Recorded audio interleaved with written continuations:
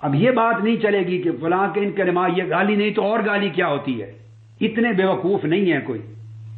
کہ دھکے سے ایسے آپ گالی اور گستاخی بنا دیں. وہ عبارت میں اس کے کلام میں کلمہ ہونا چاہیے، آپ کے ذہن سے نہیں بنے گی وہ چیز. اب آپ سنیں، انا جمیع جس نے حضور علیہ السلام کو گالی دی، ایک سب کیا، او آبہ یا حضور علیہ الصلوۃ والسلام میں عیب نکالا، ایک ایک لفظ پہ غور کریں. او آبہ،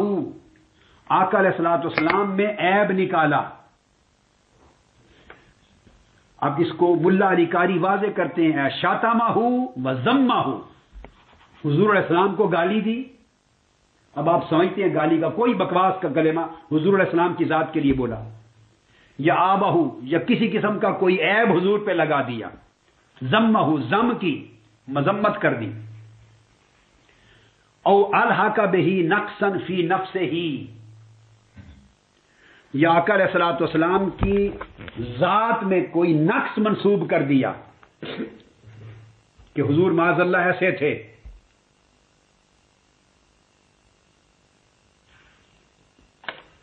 اور فی نفس ہی میں یہ میں نے ملا علی قاری کا بتا دیا آپ کو، یعنی اے ذات ہی و صفات ہی. آگے وضاحت میں کرتا آ رہا ہوں، اور میں نے اس لیے کتابیں کو یہ نہ کہے کہ یہ تو متن تھا تو اس کے تو اور معنی بھی بن سکتے ہیں، تو میں نے معنی لکھنے والے دونوں جلیل القدر امام اور علماء سامنے رکھ دیے. ملا علی قاری بھی رکھ دیے شرح شفا، اور علامہ خفاجی کی نسیم الریاض بھی سامنے رکھ دی. اور میں نے عرض کر دیا کہ آگے آپ کو اگلی نشست میں شاید میں آپ کو 20-50 عبارتیں فقہائے احناف کی بھی بتاؤں گا، کیا گستاخی بنتی ہے کیا نہیں. تو امام خفاجی لکھتے ہیں کہ یا الحق بہی نقصاً فی نفسہ ہی، یہ حضور علیہ السلام کی ذات اقدس میں کوئی نقص منسوب کیا. اور بیان وہ کرتے ہیں کہ اس کا مطلب یہ ہے کہ فقد آبہ و نقص، آپ کوئی عیب لگایا حضور پر، حضور کا کوئی نقص بیان کیا. وفی نفسہ ہی کا مطلب مما یتعلق بخلقتہ ہی و خلقتہ، یہ حضور کے خلق سے یا حضور کے خلق سے، حضور کی ذات کی طرف کوئی عیب منسوب کیا، یا حضور کی خلقت جسم پاک میں، وجود اطہر میں، حسن میں، یا حضور کے خلق میں، آپ کے اخلاق اور عادات و اطوار میں، عادات شریفہ میں اور اخلاق مکرمہ میں، ان کی طرف کوئی عیب منسوب کر دیا اس نے. یہ گستاخی کی تعریف ہو رہی، ایسا کلمہ بولا. او نسب ہی، آگے قاضی یاد کرتے ہیں، او دین ہی، او خصلت من خصال ہی. اور پھر وہ بیان کرتے ہیں کہ یا پھر اس کے علاوہ اور نسب ہی اور دین ہی، یعنی پھر اس کے علاوہ اس نے حضور کی ذات اقدس پر یا حضور کے نسب پر تان کی، اور اس نے کہا کہ فلاں بندہ حضور سے افضل تھا، فلاں کا نسب حضور کے نسب سے افضل تھا، یا یہ کہہ دیا حضور قریشی نہیں تھے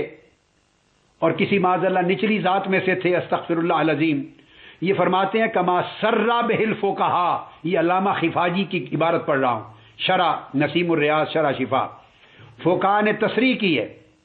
اور یہاں تک وہ کہہ دیتے ہیں کہ اگر معاذ اللہ اس نے کوئی کلام نقص اور عیب کا حضور کے والدین کے ماجدین کے بارے میں اگر کر لیا تو وہ تنقیص اور گستاخی رسول نہیں سمجھا جائے گا، اس پر اختلاف ہوا ہے. یہ علامہ خفاجی لکھ رہے ہیں نسیم الریاض میں، حضور کی ذات کی نسبت کیا، چونکہ حضور کے والدین کے لیے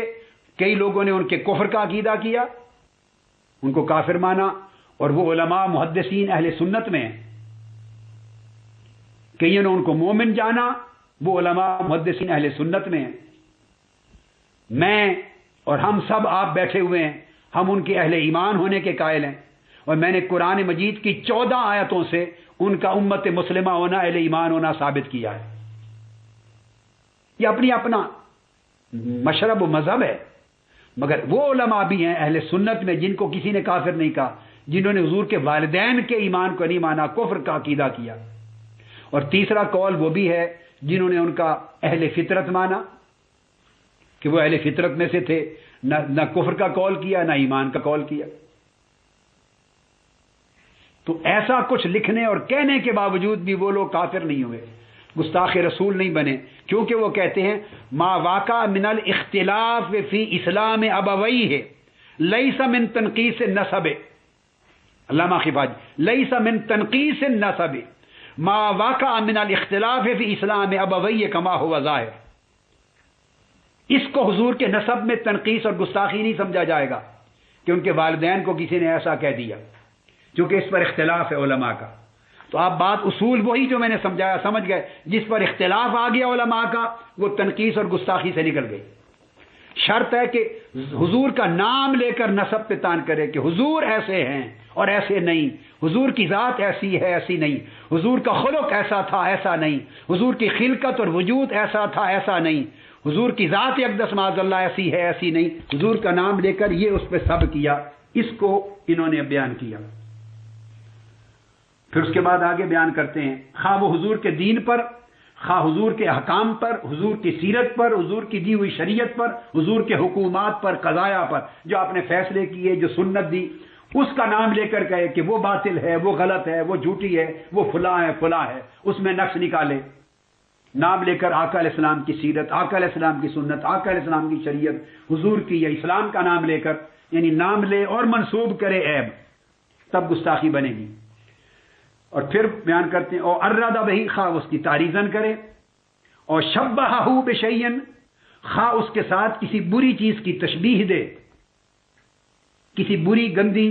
اور حقیر چیز کے ساتھ تشبیہ دے کے معاذ اللہ تنقیص کرے. علی طریق سب لہو، گستاخی کے طریق پر، ابل ازراء علیہ، یا کسی ایسی چیز کے ساتھ حضور علیہ السلام کا نام لے کر تشبیہ دے جس پر حضور پر عیب ثابت ہو جائے. اب تصغیر لشأنہ، یہ حضور علیہ السلام کی ذات اقدس کے لیے ایسی بات کہے جو آپ کی شان کو چھوٹا کر دے، آپ کی شان اقدس کو معاذ اللہ تصغیر کرے. الغد منہ والعیب لہ، عیب لگائے، تخفیف شان کرے. فرماتے ہیں فہو صاب لہ، وہ شخص حضور علیہ السلام کا گستاخ ہے. آواز اونچی، یہ پہلی تعریف کر دی، وہ شخص حضور علیہ السلام کا گستاخ ہے. اب آپ نے اصول سمجھ لیا کہ اس پوری تعریف میں قاضی ایاز نے، ملا علی قاری نے، علامہ خفاجی صاحب نسیم الریاض نے، اور باقی کتب کے میں بعد میں لوں گا چونکہ میں شرح شفا کے ساتھ لے رہا ہوں نا، باقی بعد میں آئیں گی. ایک بات کا تعین ہو گیا، آخر اول سے آخر تک انہوں نے کہا کہ حضور علیہ السلام کی ذات کو نشانہ بنائے، اور خواہ وہ نشانہ تصریحاً بنائے خواہ تعریضاً بنائے، اشارتاً بنائے کنایتاً بنائے، ڈائریکٹ بنائے انڈائریکٹ بنائے، خواہ وہ حضور کا نام لے کر کسی بری چیز کی تشبیہ دے دے، حضور کی ذات کو تان کرے، حضور کی ذات کو گالی دے، حضور کی ذات میں عیب نکالے، حضور کی ذات اقدس کی طرف نقص منسوب کرے، حضور کا نام لے کر نسب میں منسوب کرے، حضور کے دین پر، دیانت پر، امانت پر، اخلاق پر، شرافت پر، آقا علیہ السلام کی خسرت پر، آقا علیہ السلام کی عزت و حرمت پر، آقا علیہ السلام کی عادات پر، اخلاق پر، آداب پر سب کرے، شتم کرے، گالی دے، نقص نکالے، عیبدار جانے اور ان کو گھٹائے اور ان میں تنقیص کرے اور اس کو عیب نکالے، فہو صاب لہ، وہ حضور علیہ السلام کا گستاخ ہے. والحکم فیہ حکم الصاب، ایسے شخص کے لیے حکم گستاخ کا حکم ہے. یقتل کما نبینہ، اس کی سزا قتل ہے. اب ان عبارتوں کو بہت غور سے دیکھتے چلے جائیے، چونکہ یہ پڑھا کے پھر میں یہ عبارتیں پڑھ کے تو پھر اس پر آئیں گے. اب وہ کہتے ہیں کہ جب یہ چیز ثابت ہو جائے کہ اس نے حضور علیہ السلام کی ذات پر حملہ کیا نام لے کر، ذات سے مراد انہوں نے وسیع کر دیا، اس ذات میں حضور کی ذات بھی ہے، حضور کی نفس بھی ہے، حضور کا نسب بھی ہے، حضور کی دین و دیانت بھی ہے، حضور کی سنت اور سیرت طیبہ بھی ہے، حضور کی خصلت بھی ہے، حضور کی شان بھی ہے، حضور کا معجزہ بھی ہے، حضور کا قرآن بھی ہے، حضور کی عظمت بھی ہے، آقا علیہ السلام کی نبوت اور رسالت بھی ہے. حضور کی ذات کا کوئی گوشہ ہو نام لے، حضور کا نسب بھی ہے، اس کو ٹارگٹ کرے، اس کی گستاخی کرے، اسے گالی دے، اس میں عیب نکالے، اس میں نقص پیدا کرے، اس میں عیب منسوب کرے، اس میں کمی کرے، تخفیف کرے، اور خواہ وہ چیز حضور کی نسبت کی ہو، اس میں حضور کی پسند ہے، یہ آگے آئے گا. مثلا آقا علیہ السلام کی سنت میں جو چیز حضور پسند کرتے اس میں آقا علیہ السلام کا لباس آ جاتا ہے, آقا علیہ السلام کا اوڑھنا بچھونا آ جاتا ہے, آقا علیہ السلام کے جوڑے نالین آ جاتے ہیں, آقا علیہ السلام کی خوراک آ جاتی ہے, آقا علیہ السلام کا کھانا پینا آ جاتا ہے, آپ کا سالن, آپ کی سبزیاں, آپ جو کھاتے, جو تناول فرماتے,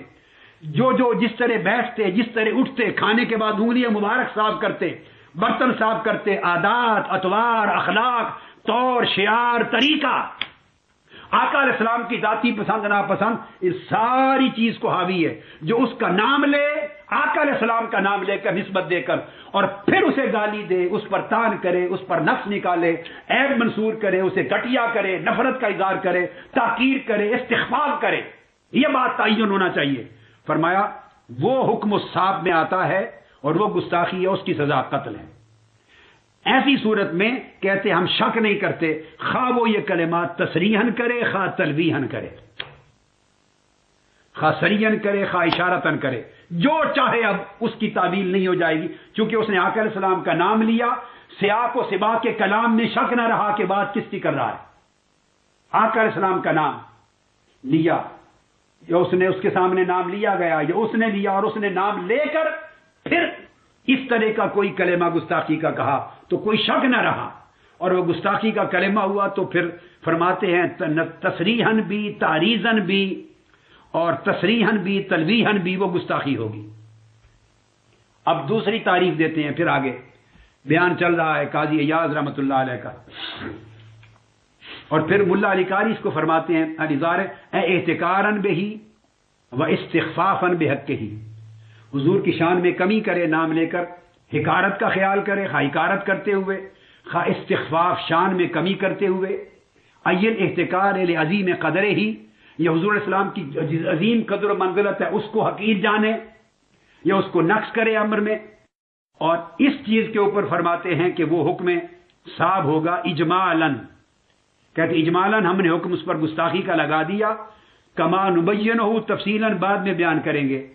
اور اس میں اس کو کوئی رعایت نہیں دی جائے گی. اب اس میں پھر آگے کرتے ہیں وَكَذَلِكَ, اب دوسری تعریف لاتے ہیں قاضی ایاز رحمۃ اللہ علیہ, وہ فرماتے ہیں وَكَذَلِكَ مَنْ لَعَنَهُ او دعا علیہ. اب فرماتے ہیں کہ ان کلمات سے بھی گستاخی بنتی ہے. جس نے آقا علیہ السلام پر لعنت بھیجی, معاذ اللہ استغفر اللہ, نقل کفر نباشد, مگر ائمہ نے لکھا ہے, سمجھایا ہے, اور اس لیے دین کی اور فقہ کی اور عقیدہ اور ایمان کی باتیں سمجھانے کے لیے پڑھا رہا ہوں اور پڑھ رہا ہوں اور سمجھ رہا ہوں اور سمجھا رہا ہوں. اس طرح جو آقا علیہ السلام پر معاذ اللہ لعنت بھیج دے, کوئی بدبخت اور کمینہ, او دعا علیہ, حضور کو بد دعا دے دے, کوئی بےہودہ کلمہ بول دے, ایسا ہو حضرت محمد کے ساتھ ایسا ہو جائے, ایسا تیسا بول دے, بکواس کر دے, لعنت بھیج دے اور بد دعا کر دے, ہلاکت کی بات کر دے, آقا علیہ السلام کی ذات اقدس پر کوئی ایسا بکواس کرے, اور تمنا مدرۃ لہ,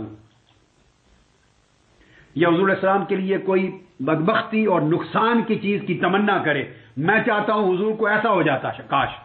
خدا نہ خواستہ میری خواہش ایسا ہوتا, معاذ اللہ. وَنَاسَبَ إِلَيْهِ مَا لَا يَلِيقُ بِمَنْصِبِهِ عَلَى طَرِيقِ الذَّمِّ وَالْعَيْبِ, یا حضور علیہ السلام کی ذات کی طرف, آپ کی طرف کی ایسے کسی ایسے کام یا بات کو منسوب کر دے جو حضور کی شایان شان نہ تھا, طریق ذم اور طریق عیب کے ساتھ. اب دیکھیں اس پہ شرط